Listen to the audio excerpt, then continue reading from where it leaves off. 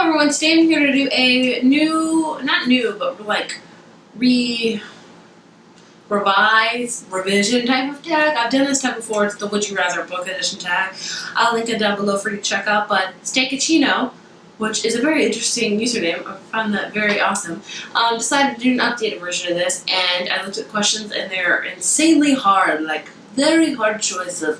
So let's get right to it. Question number 1, would you rather do only review videos or only tag videos? And I love my tag videos. I do love tag videos because I like how there's differentiating like things. Like I've done chocolate book tag, they take the word chocolate and you compare it to a book, and I've done seasonal head tags. I do love tags, but I also love filming review videos, and if I had to choose one, I think I'd rather choose review videos because I can always go back on those videos and see exactly what I thought of that book and stuff like that. So I would have to choose review videos because I do like filming those too. So this wasn't as hard. But would you rather see the film version of a book first or never see the film at all? I think especially with all the Booktube movie adaptations lately, and I haven't enjoyed a ton of them, I would have to say to not see the film at all. And there are a lot of books that I've read and I haven't even bothered to see the film of.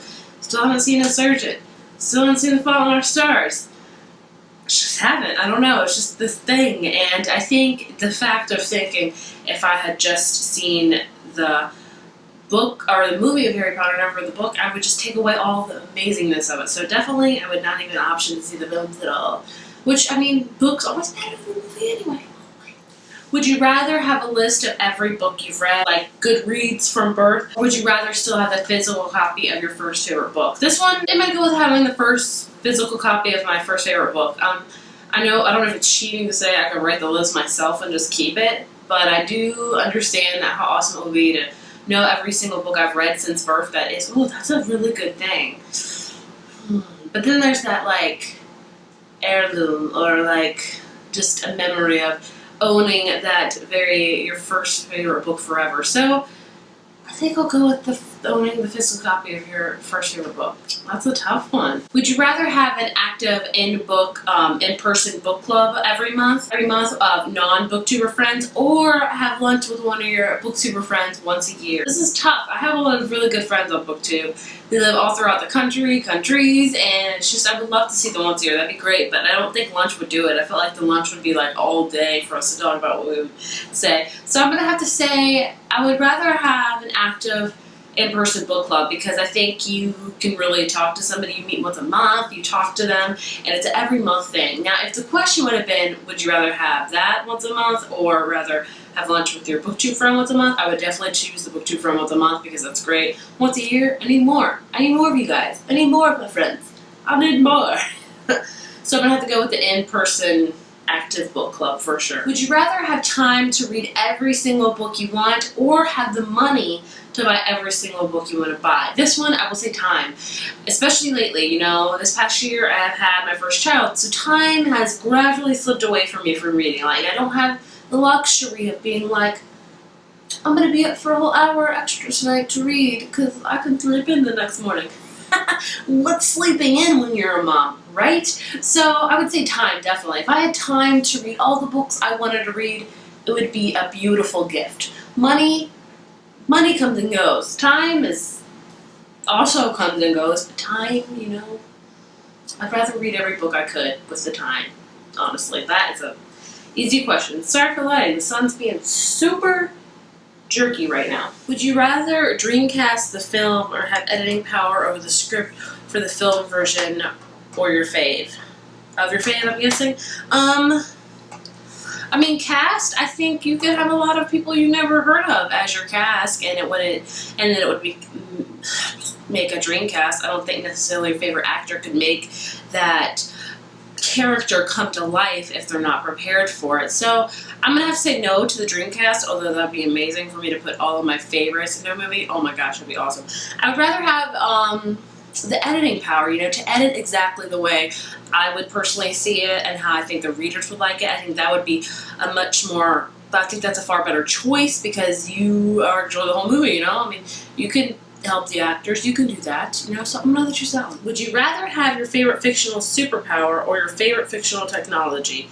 I'm superpower. I mean, I'm good with technology. I mean, there's a lot of technology that I love. My husband's very good with the keeping up with tech stuff. I'm somewhat decent.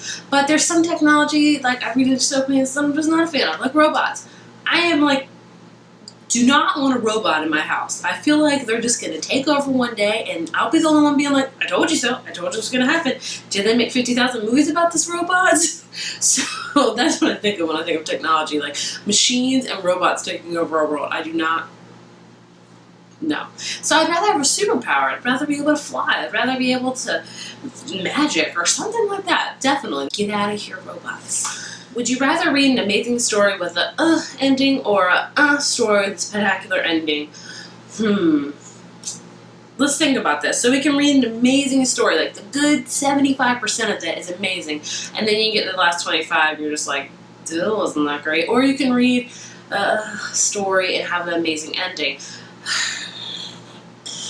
I've read books where I've really pushed myself to read the part of the whole plot, and the ending was pretty good, but I still wasn't satisfied with the book, if I'm honest. I was like, that was a great ending. Wish I liked the whole book, though, because it wasn't that great. And I've also read books that I thought had a great chunk of it amazingly, and the ending, like, really pissed me off, or was like, So I'd rather, this lighting, I apologize. So I'd rather, honestly, have a really good plot, most of it, be really, really juicy, really, really good, and have a ending than have the opposite. So that's what I think. Would you rather not be able to read in a moving vehicle or not to be able to read lying down?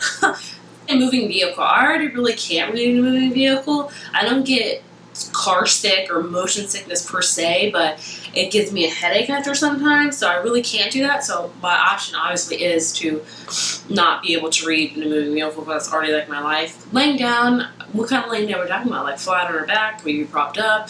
I read laying down all the time in that case then, so I'm gonna have to choose not being able to read while in a vehicle. Is that what it said? Well, motion? Is that? Oh gosh. Yeah, in a moving vehicle. Would you rather reread your favorite book or series with fresh eyes like the first time, or be able to unread your biggest disappointments? Oh, easy. Definitely, I would love to read Harry Potter again with fresh eyes. That would be, what an experience that would be, to relive it, to literally relive it. And it's like a virgin. Oh, children.